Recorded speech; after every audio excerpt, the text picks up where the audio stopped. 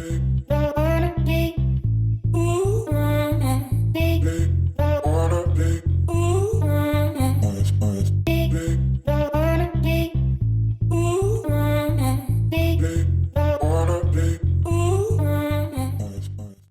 is up everyone, Jflores here, and for today's episode, I'm gonna teach you how to make some pork steak, Bistek Tagalog style. Bistek Bisaya, cause I'm Bisaya.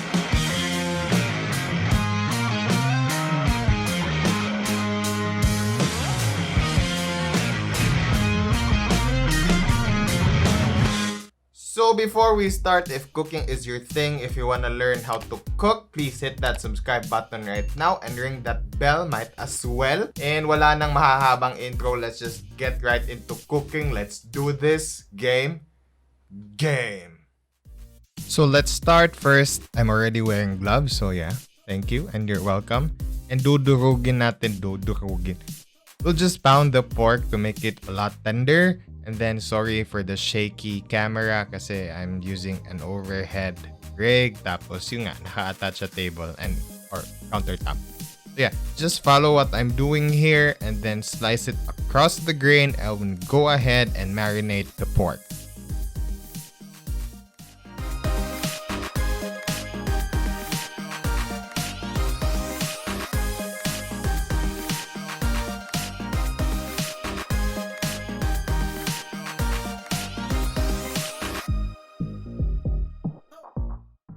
Fast forward, we're going to marinate the pork. Let's start off with the sugar, followed by the black pepper and then calamansi. I'm using probably 4 pieces, I guess. But nevertheless, the ingredients or the full recipe will be in the description box. Let's continue.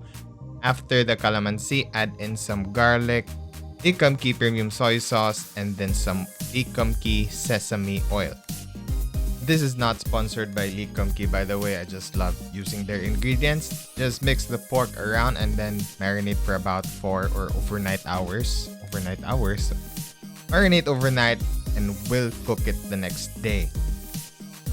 Fast forward the next day, add some oil to your pan. Then saute the red onions until an aroma appears. Basta kung may amoy na, just remove the red onion, set it aside, and then we're gonna use that for the plate up later on.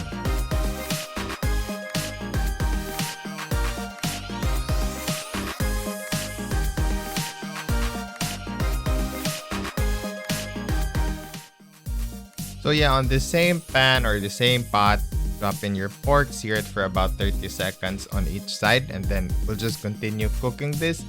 Tapos mag-ingat kayo because there's gonna be a lot of oil splashing because oil plus water equals splash. So yeah, be extra careful, okay?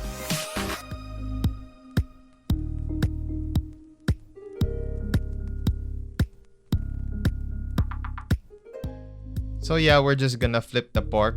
Baliktarin yung pork and then we're gonna add the marinade that we were using a while back or yesterday. I assume yesterday.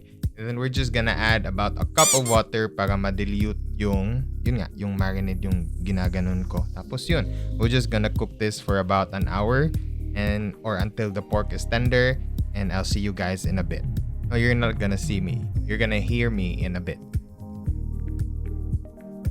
Oh yeah, I forgot. Once the dish or the pork is already boiling, add in 1 cube of Knorr Cubes.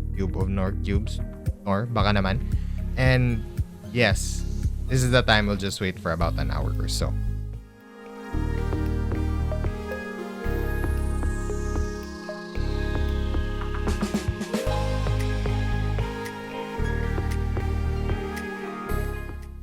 An hour has gone by. Remove the pork from the pot. And then we're just gonna add some cornstarch sa sauce natin to make it thicker and more presentable, I guess.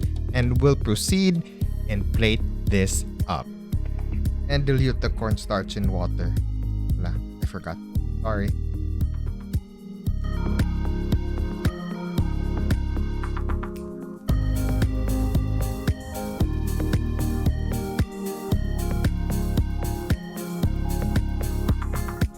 To plate, simply transfer the pork sa favorite plate nyo. Just layer them up like what I'm doing here, or By the end of the day, it's up to you. Wear some gloves. I'm flexing my black gloves because my dad, sabi ng tatay ko na manubin daw ako tignan kasi wala akong gloves. So yeah, I purchased these gloves. And then, going back to food, we're just gonna top it off with the sauce. Finish it with the sauteed onions and pork steak, Bistek Tagalog style. Done. I just wanna share, guys, if you're gonna see me soon doing this voiceover like what I'm doing right now, my hand gestures or my hands are all over the place. Feel ko yung ginagawa ko or yung voiceover ko.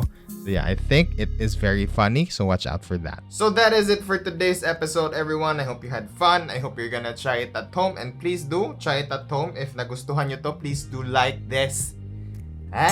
Please do click that like button, share, comment, subscribe, whatever you want. Follow me on Instagram, like my Facebook page. And if you have some requests, please comment down below. Redundant. Comment below kung anong gusto nyong lulutuin ko the next time around. So I will feature that on the next or the coming episode. So yeah, that is it. God bless. Stay safe. Peace. What's up sa inyo mga noo? What is up sa inyo mga noo? Yeah, that's the intro soon sa if I'll start vlogging. Peace.